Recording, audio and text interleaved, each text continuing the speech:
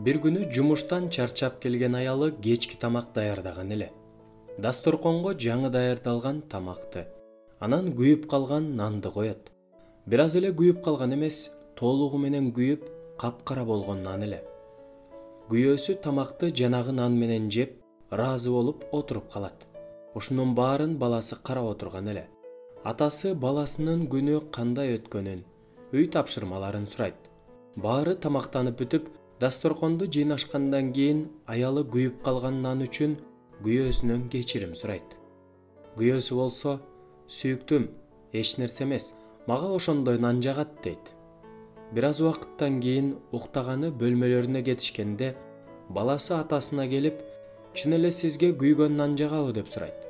Атасы мээримдүү жүзү менен карап, баласынын ийнине колун коюп: "Апаң күнү бою иштеди. Оңой эмес күн болду. Чарчап келди. Анын үстүнө кээде гана жеген күйүк нандын аябай деле зыяны жок. А катуу айтылган сөздөрдүн, таарынычтардын зыяны аябай чоң да" дейт. Баласы кунт коюп угуп турду. Атасы сөзүн улантып: "Билесиңби балам, жашообузда көптөгөн кемчиликтер бар. Бардык адамдарда кемчилик болот. Мен да кемчиликсиз эмесмин.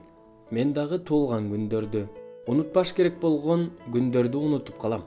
Бирок ушул жылдарда бир нерсени унутпай эске тутуп алдым. Башкалардын кемчиликтерин көтөргөндү үйрөнүп, бири-бирибизден айырмаланып тургандыгыбызга кубанышыбыз керек. Ушул кичинекей эле сыр жакшы мамиле курганга, мамилени сактаганга жардам берет.